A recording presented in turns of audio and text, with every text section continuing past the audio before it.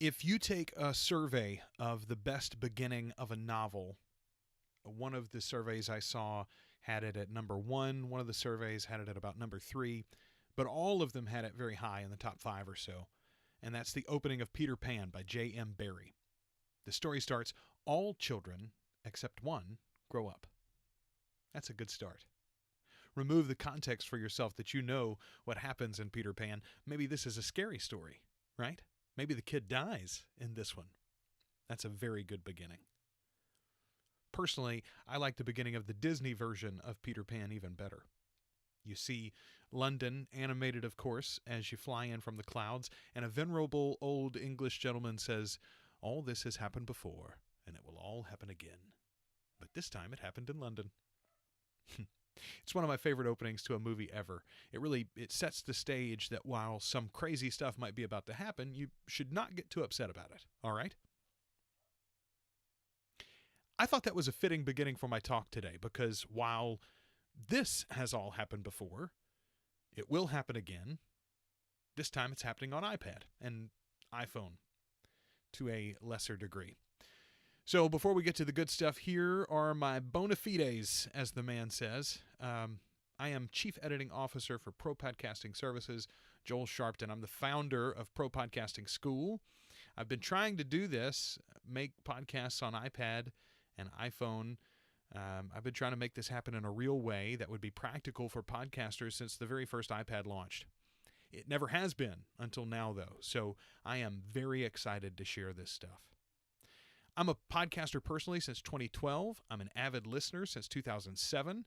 I've been editing podcasts professionally since January 2016, and since June of 2017, I've been editing dozens of episodes every week using only iOS. Personally, I edit on an iPad Pro 10.5 inch.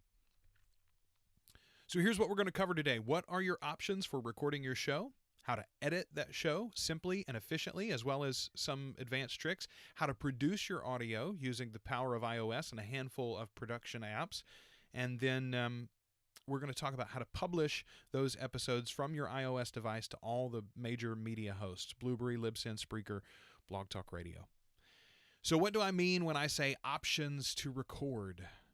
Well, depending upon what you want from your podcast, this could be very simple, very complex. It could be cheap and included. It could be expensive and require accessories.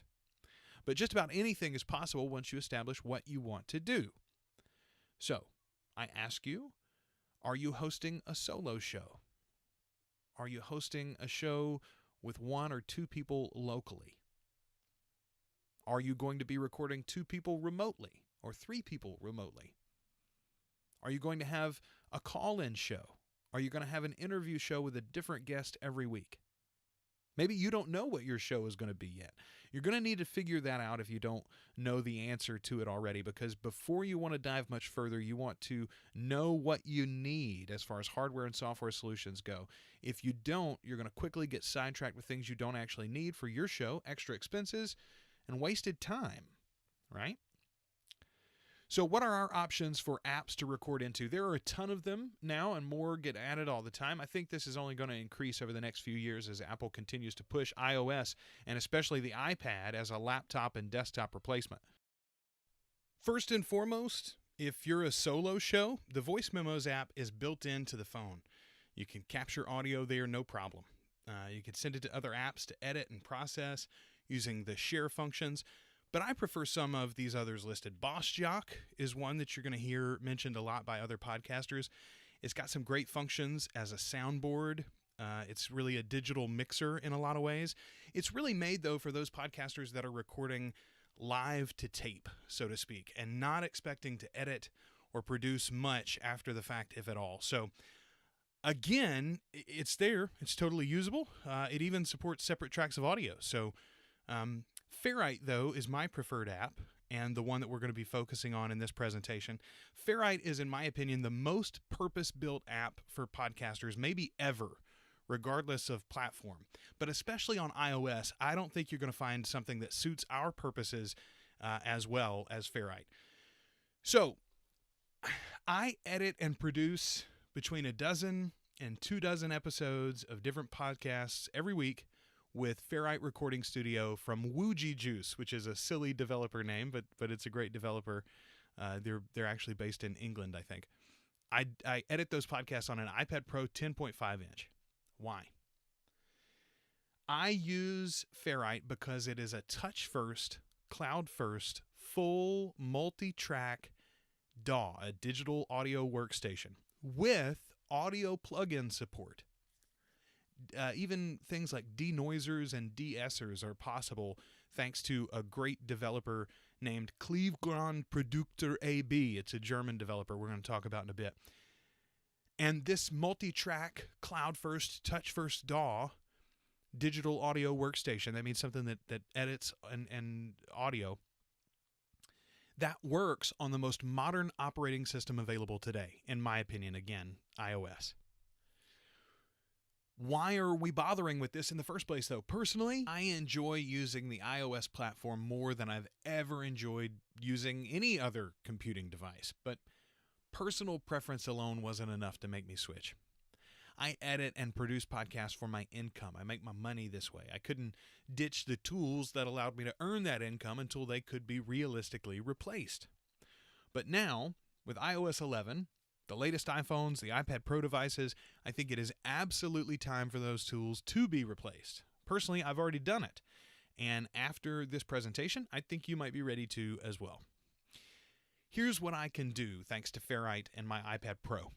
I can easily create zipped backups of each editing session and store those in an unlimited Google Drive forever, allowing me to always return to the original files. My machine can crash, be run over by a truck, stolen by a thief, fall into a lake, or any other eventuality, and the only thing I'd lose was the work I was doing within the last hour or so of actual editing. I can work from anywhere I have internet signal, and even without it, I can edit files I've synced when I did have signal.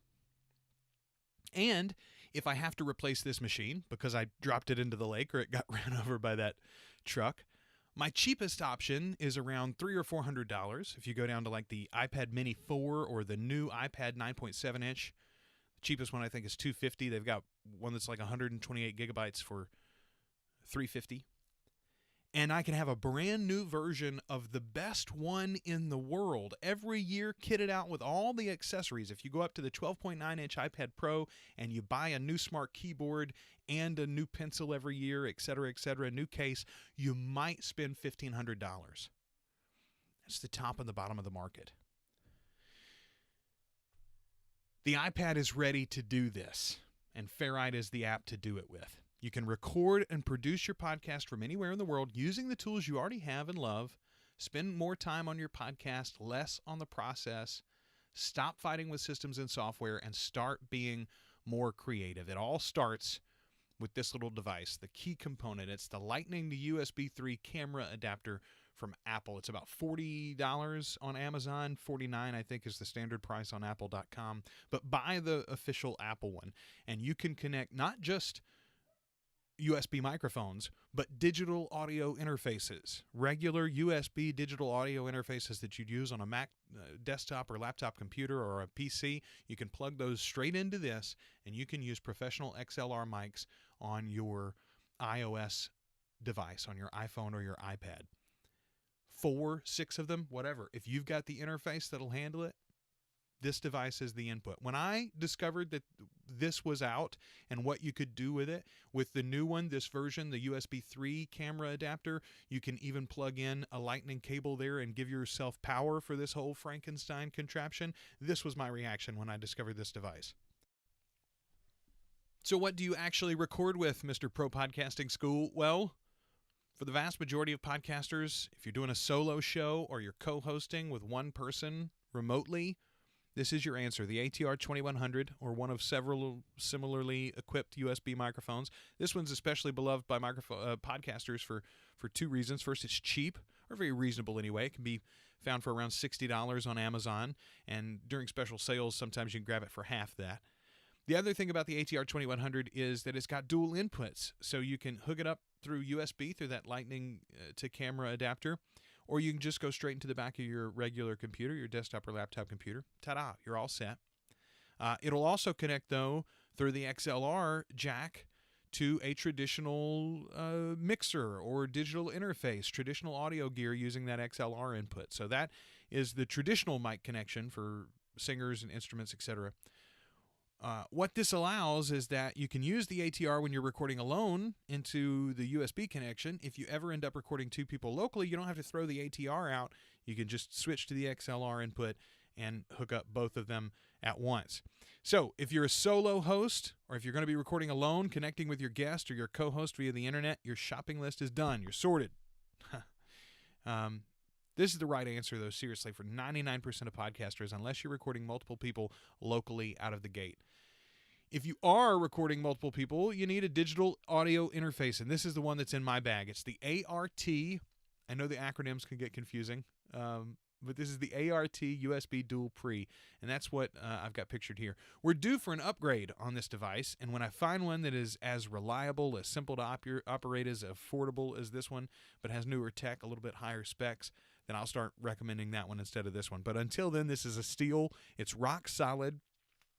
I've gotten dozens of people to buy one of these now, and they almost all still swear by them. Before we get to specifics, what does it do? Why do I need one? So like a mixer, an interface is about taking the analog audio signal from your mic or mics and routing it, translating it into a digital signal for your computer.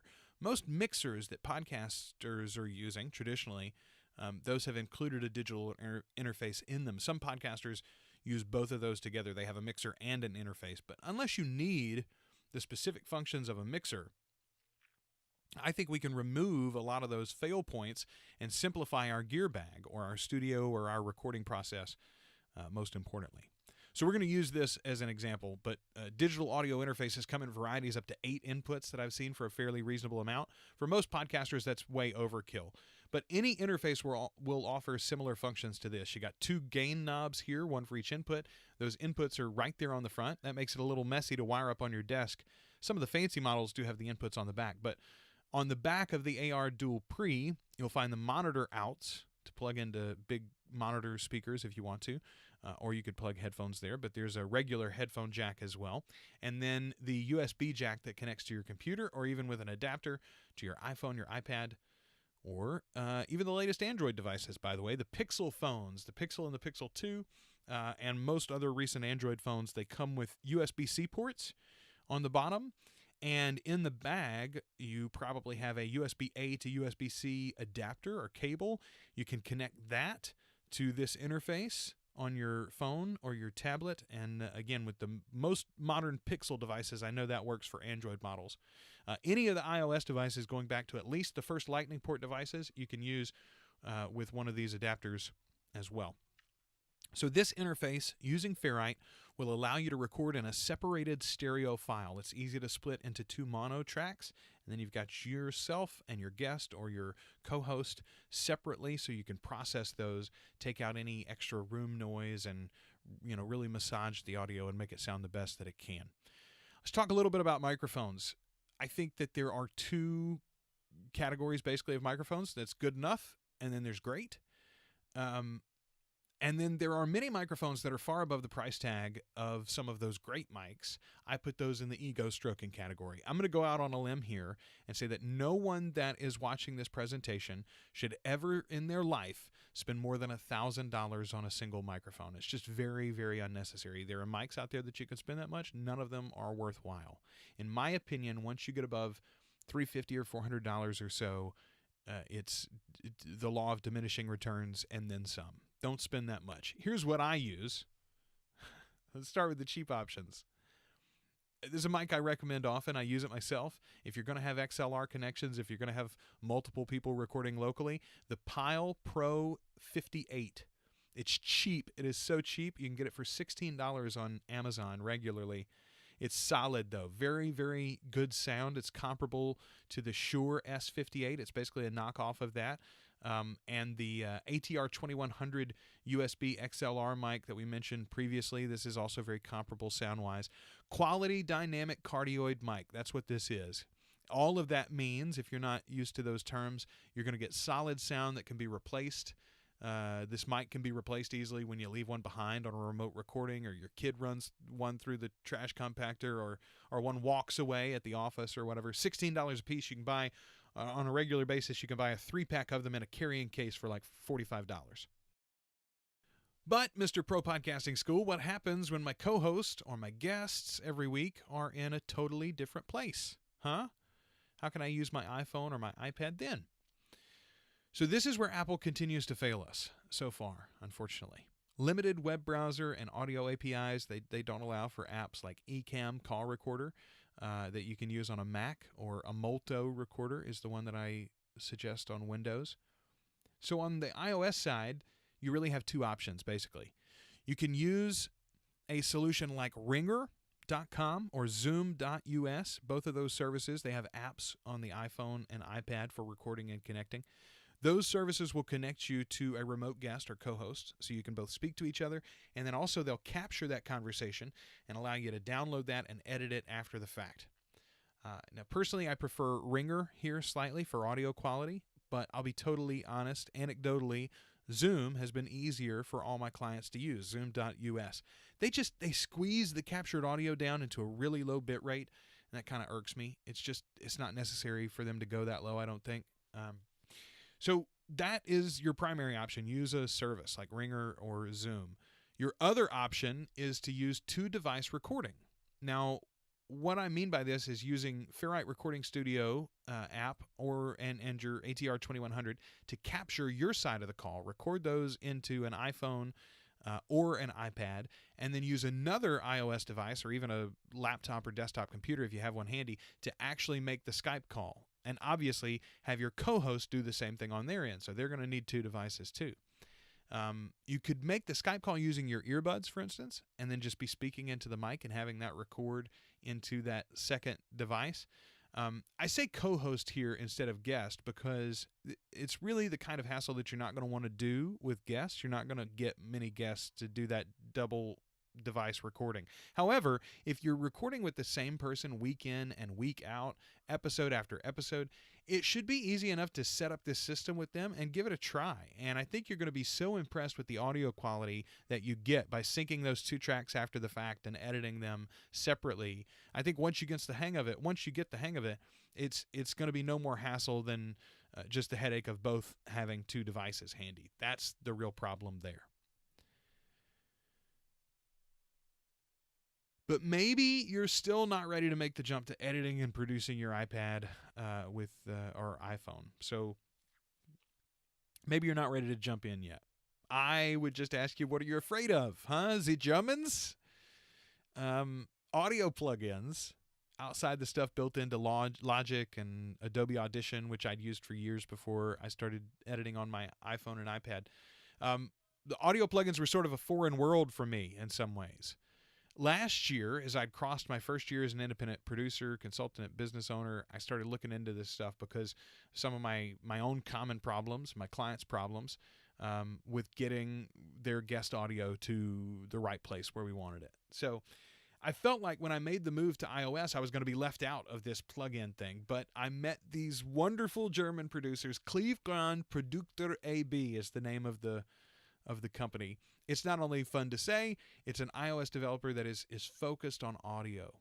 Now, they started making synths, drum machines, and things like that, but their experience working down at the low level on the Mac and iOS audio APIs and in that code base, that gave them a lot of insights into what was possible.